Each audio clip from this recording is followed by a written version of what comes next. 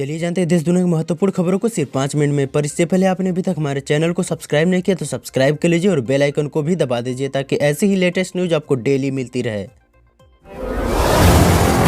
कोलकाता में एक रैली को संबोधित करते हुए गृह मंत्री अमित शाह ने कहा कि बंगाल के मुख्यमंत्री ममता बनर्जी नागरिक संशोधन कानून सीएए का विरोध कर रही हैं, लेकिन मैं कहकर जाता हूं कि सीएए इस देश का कानून है और हम इसे लागू करके रहेंगे।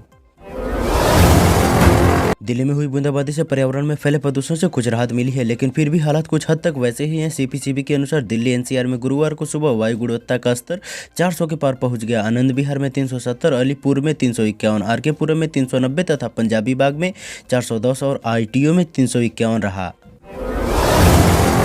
तेलंगाना में 3,26,00,000 मतदाता 119 विधानसभा सीटों के लिए गुरुवार को अपने मताधिकार का प्रयोग करेंगे। इस बार 2,990 उम्मीदवार राज्य के चुनावी रण में अपनी किस्मत आजमा रहे हैं।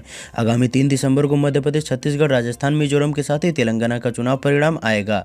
तेलंगाना में गुरुवार सुबह 7 बजे से मतदान शुरू होकर शाम 5 बजे तक चलेगा।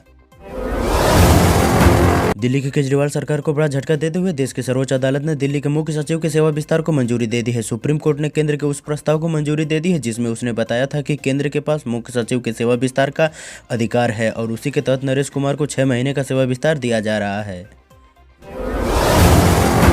आरएलडी के कार्यकारी प्रदेश अध्यक्ष मंजीत सिंह व अल्पसंख्यक प्रकोष्ठ के प्रदेश अध्यक्ष आरिफ महमूद सहित कई नेताओं ने पार्टी से इस्तीफा दे दिया है। इनके इस्तीफे के बाद अनुमान लगाया जा रहा है कि दोनों नेता बीजेपी का दामन थाम सकते हैं। वहीं मंजीत सिंह ने आरोप लगाया कि अब आरएलडी राष्ट्रीय लोकदल किसानों व मजदूरों की पार्टी नहीं रह गई है।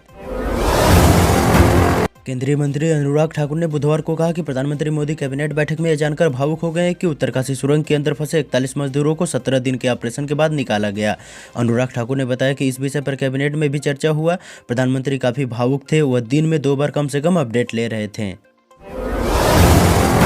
अमेरिकी सैन्य विमान ऑस्प्रे बुधवार को जापान के याकुशिमा द्वीप के नजदीक समुद्र में दुर्घटनाग्रस्त हो गया। जापानी समाचार एजेंसी जीजी ने जानकारी दी है कि फ्लाइट में 8 यात्री सवार थे।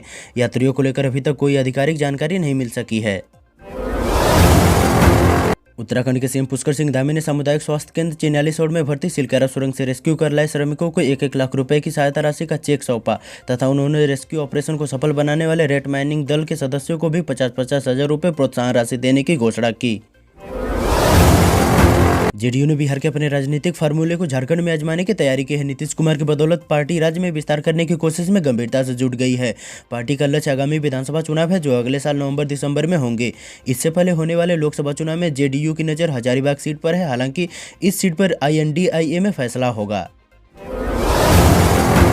उपराष्ट्रपति जगदीप धनखड़ 10 दिसंबर 2023 को झारखंड के दौरे पर होंगे। इस दौरान वे जमशेदपुर के XLRI Xavier School of Management के प्लेटिनम जुबली समारोह में मैनेजमेंट छात्रों को संबोधित करेंगे। बुधवार को शहर में कार्यक्रम स्थल पर डीसी एसएसपी ने प्रवेश और निकास द्वार स्थल पर सुरक्षा एवं विधि व्यवस्था परिसर में बैरिकेडिंग व पार्किंग व्यवस्था आदि की समीक्षा की।